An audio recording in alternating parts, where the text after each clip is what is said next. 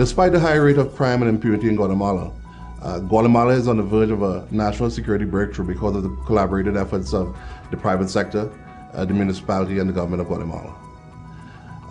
In 2010, a violent incident sparked student movements to take to the streets in protest and inspired the private sector to lead research and development initiatives that eventually brought forward what we know today as Alertos and the Safe City Association.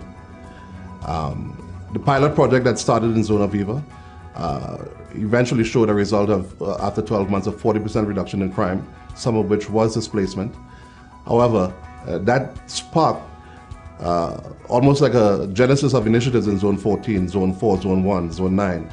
We saw initiatives in Mixco, Villanueva, and Antigua that were already in motion but not moving at the speed at which the pilot project in Zone 10 and Zona Viva brought the results that it showed. The research that led to the creation of Alertos and the Safe City Association took us to several countries. We went to Israel, the United States. We modeled the New York City's Safe City program. We went to Canada and researched technology there and brought several experts into the country between the period of 2011-2012 to help create and model what we know today as Zona Viva and the Safe City Initiative under Alertos. I assumed the presidency of Alertos in January of this year, 2013, and took the program to a different level.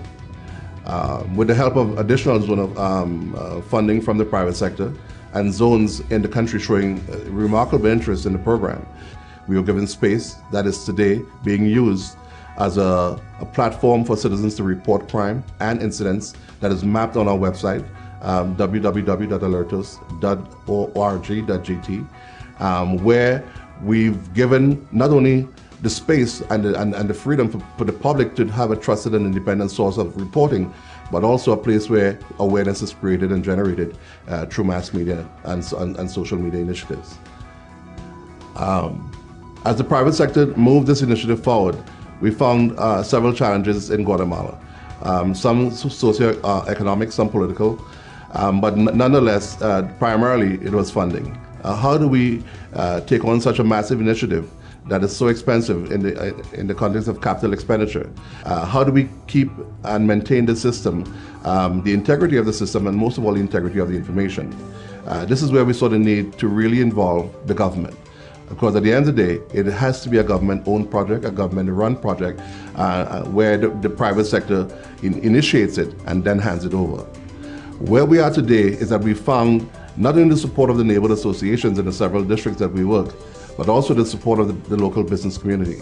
And in Zona Viva, we eventually handed over that project in June of 2012 to the neighborhood association and the local business community, where the day-to-day operational expenses of that project is being handled by them. Technical oversight is still being managed by the private sector through international consultants like myself, but nonetheless, the goal of these programs is not to be owned by the private sector, is not to be controlled by the private sector. It's to be developed and inspired and then handed over to the local community under the auspices of government oversight. This is where I believe the program will retain integrity. This is where I believe the information that is gathered in these programs will remain credible and will serve the general public and not select interests in the country. To manage and control the operational expenditure of Zona Viva and other safe city projects in the country, we recommended and implemented the use of PNC personnel, municipal police, and the PMT. And these people have been deployed in these monitoring centers as the main agents of not only monitoring but also response to incidents within the areas of control and monitoring by these public monitoring systems. We encourage this level of interaction for two reasons. One, they are municipal and government agents that are working on behalf of the state, and the state covers their salaries so that it reduces the operational expenditure of the projects itself going forward. Private sector has retained some oversight on a civilian level within the day-to-day management and operation of the project to make sure that funds are being used appropriately and that there's some degree of transparency in the allocation of funding for the operational and capital expenditure of the projects. Ongoing research and development to keep these projects not only feasible but viable financially requires that we seek and the support of the private sector, the neighborhood associations in the different areas of concern. And this is now a very direct appeal and request for the support financial support of people, concerned citizens in Guatemala, concerned citizens within the municipal and private sector.